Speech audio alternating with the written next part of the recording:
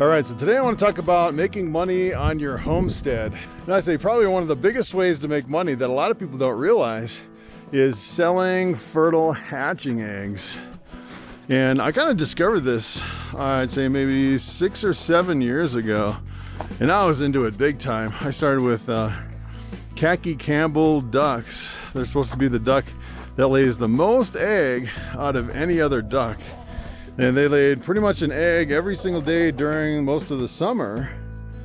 And I got to the point where it was kind of going down a little bit, where I wasn't making as much money. It seemed like a lot of people are kind of figuring out the hatching eggs kind of a thing with the hatching eggs. So I actually got out of ducks and chickens for a while and recently got back into it. And let me tell you, you can definitely make some money. And it really depends on what type of bird you have. So these black australorps, you can actually make pretty good money with the hatching eggs. So essentially what you do is you package them up and you ship them out and sell them. I actually sell them over on eBay. And you can just go to eBay and type in hatching eggs, and you'll actually see a lot of people selling hatching eggs. Some of them are for real big money, and some of them are for not that much money. But let me tell you, it is way better than selling them for like, $2 or $3 or $4 a dozen. For food or something like that. And when I was selling my hatching eggs, I was selling them for like $35 a dozen, which is kind of crazy. And black australorps, I don't think they go for that much. I was doing khaki Campbells at the beginning, and I recently switched to Cayuga ducks, which is a black duck, which brings in some pretty good money. It's like a black duck with green. And kind of the interesting thing is a lot of people, when they're doing hatching eggs, a lot of people will separate the ducks from the chickens. And I found you can actually run them together. And once in a while, you'll actually see a rooster mating with a duck. And I actually had one customer said, "Hey, I hatched this thing out and it doesn't look like a duck, it doesn't look like a chicken." I guess they call it a duckin', half duck and half chicken, which is, I'd say maybe the odds of getting a duckin' is like 1 in 1,000 or something like that, which is pretty wild. So you can actually mix the ducks with the chickens and you'll get pure ducks and pure chickens. You'll very rarely will you see a crossbreed. And then I also have some Muscovy ducks over here. Apparently the Muscovy duck does not interbreed with the ducks or the chickens. It's like a completely different, it's almost like a completely different animal. You can see this guy in the shade here if I can move him out. It's kind of the same kind of a greenish black, kind of a similar color. But they won't interbreed either, which is pretty cool. So you can run them all together. And then last year I actually tried these Pekin ducks, which is the white duck. And it's interesting with these ducks because they'll actually mate with the black Cayuga ducks. You'll actually see them mate, but I have yet to see an offspring that's half and half. And if you actually hatch one out, essentially what it'll be an all black duck with a white chest, which will be half Pekin and half Cayuga. And I've heard some people where they'll have like one Pekin duck and they'll run it with a bunch of Cayugas, and they will breed. But it seems like I have so many of each that I don't really have any problems. And the other thing is that I don't sell the Pekin duck eggs. So I actually just use them all for eating because I only have one female and 2 males. By the time I get a whole dozen eggs from one female, it's quite a while. I don't know what he's choking. Breathe in some water or something. I've never seen a duck breathe in water. That's the first time I'm there. So let me tell you, there's kind of some tricks to it though. So if you're doing hatching eggs, one thing you have to keep in mind is, first of all, you need a place to collect the eggs. And I actually have my coop in here, and I heat it through the winter with these little kerosene lanterns. And in the coop, it's kind of interesting. If you have a lot of bedding in your coop, a lot of times you'll actually have more eggs with better bedding in your nesting boxes. And the other thing is if you have young chickens, so take a look at this one. This is one of my eggs that I could potentially use as a hatching egg, but it's not full size because my chickens chickens are not fully mature, the ones from last year. So you can kind of tell your new chickens, these are pretty close. Of course, now it's like in January. So by the time, you know, March or April rolls around to where these guys really start laying, then these guys will probably be, you know, laying full-size eggs. The other thing you have to keep in mind too is that chickens, when you first hatch them out, it seems like the first year. So I hatched some chickens out last year. They're laying a few smaller eggs in the fall. Now it's kind of late winter in January. And so this will be their very first year for some of those chickens. And it seems like the very first year they lay tons and tons of eggs. You get more eggs from the first laying year from a chicken than any other year. And then the second year you'll get like half the eggs. The third year you get like a quarter. And then like the fourth and fifth year you'll basically have pets that don't lay any eggs. So you have to keep replenishing your flock. Either keeping the older ones as pets and kind of mixing them in. These are like 1-year-old and 2-year-old chickens here. Or what you can do is you can sell the older ones. Some people process them for meat. I prefer just to sell them as pets. That's kind of my preference. And then the other thing with hatching them out is you'll get a lot of roosters. So take a look at this. This is actually let's see if I still have some roosters over here. I gotta keep checking over here because I have hawks. And this area is completely unprotected over here. We'll see if these roosters came back. Yeah, they all came back.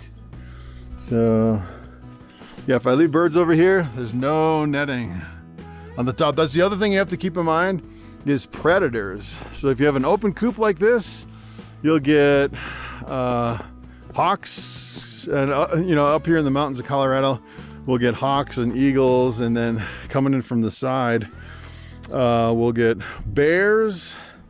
So I actually have like a 3-panel fence, like a horse fence. I guess it's kind of a homemade, like a super heavy duty horse panel made from heavy duty. I think this is like well pipe or something. And then I started out with that, and then I put some chickens out here, and of course the bears ate them right away. My first year was a complete disaster. So then what I did is I put up this chain link with a couple strands of electric, with the biggest electric charger that I could find, and that keeps the bears and everything out. The only thing is I have some trees like this one.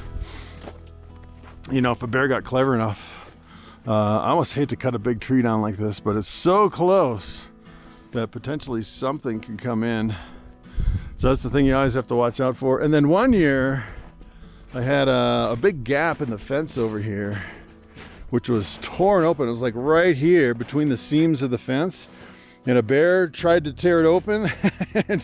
So I put another layer of chain link kind of in the middle of that gap. So you have to really be careful. And then of course underneath, if you have any holes on the bottom, the foxes come in, and you know, the mountain lions could just jump right in. A mountain lion can jump like 20 feet. So that's like one of the biggest things, you know. And it always seems like for me, I raise up these birds, and then right when they start laying, I have something come in here and completely wipe me out. But this year I'm doing pretty good with the chain link and the electric fence. And I recently put some netting up over on this side. So I put some of this heavy duty bird netting to keep the hawks out, which has been working really good. And then this, I just kind of open it up. Eventually I want to expand this whole thing and net everything in to where I can just let them run back and forth. Well, yeah, so as far as shipping the eggs, so if a bird actually lays an egg, and you know, you have a male and a female, it's a fertile egg, you really can't tell the difference between a fertile egg and a non-fertile egg. But let me tell you, if you have a rooster, all your eggs will be fertile. I think they only have to mate like once a month to keep your eggs fertile. Once a month per bird. So they say like, I think you can have like one rooster for, I think it's like 20 hens or something like that. And I like to take some of my own eggs and hatch them out to kind of see the fertility rate. My fertility rate's always been like 100%. And I've never had any any crossbreeds at all. I just had one customer say they had a ducking. Other than that, never hatched out a crossbreed between these birds, even though they're all intermixed, which is pretty amazing.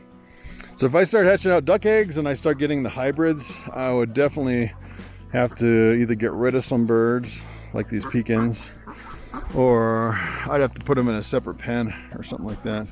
Or I could get rid of the males. The other thing is you can really tell the difference between the different eggs with all the different birds I have. So not only do they not interbreed to make these weird hybrid offspring, you can tell the difference.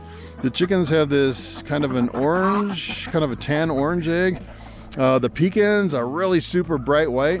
The Cayuga ducks, they'll have kind of almost like a black egg when they first start laying, and then they'll turn less and less black, like a white with a little bit of black on it. So you can definitely tell the difference. The only thing you really can't tell the difference between is the pecans and these muscovies. The eggs look really similar, and I don't actually sell those as hatching eggs. I just use those for the table.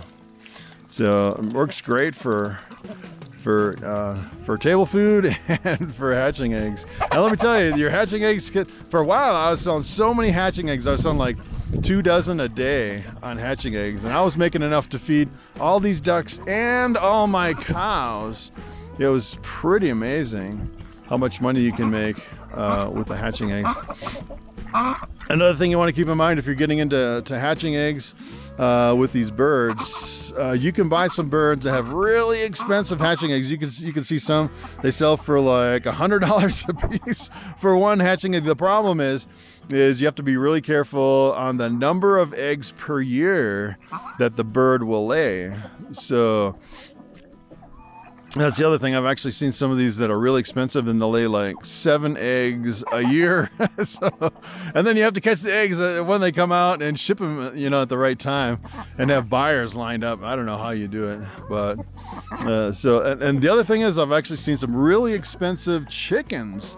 Some chickens are really super expensive, and you'll see like a new kind of chicken sell really super expensive hatching eggs, and then if you sell too many, other people kind of get the idea, and then just have so many hatching eggs, pretty soon the price drops and kind of the bottom falls out of the market. And it really kind of swings as far as the market in the hatching eggs. Sometimes you'll make a lot of money on a certain kind of bird, and sometimes there'll be you'll have a lot of competition and the prices kind of drop over there. So you have to be careful of that. But as far as shipping them out, I just put them in shipping boxes, wrap them in, I usually cut a strip of like a bubble wrap, the really thin bubble wrap, and then tape it and ship them in shipping boxes, like 2 or 3 day delivery on the shipping eggs. And last year I was actually shipping them in foam. I had some foam inserts, which is pretty cool. Look at that big old rooster, so beautiful. Take a look at that guy. Smile for the camera. Yeah, he's wondering what's going on over here.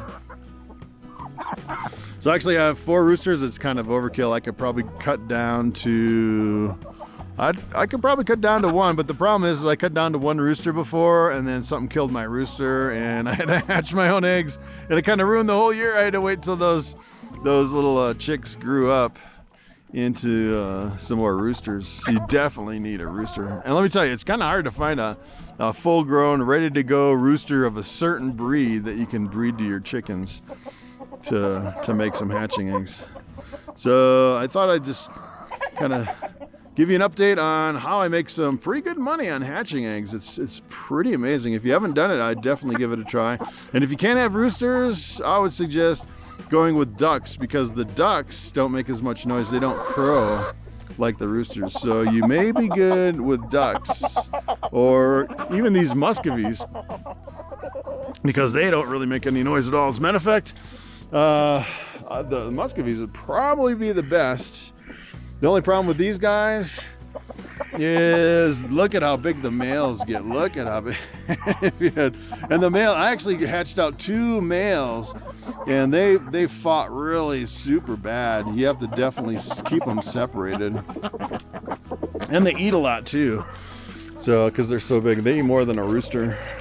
But yeah, so I would definitely give it a shot.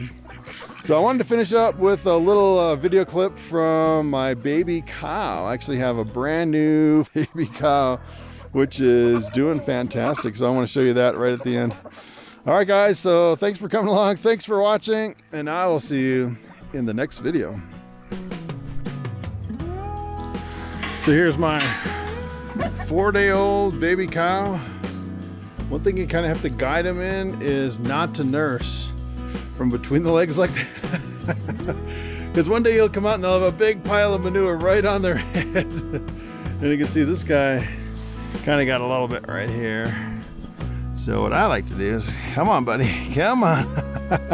Then kind of guide him around, move his butt around, move his head around. There you go, there you go. All right, there's from the side, not the back. So cute.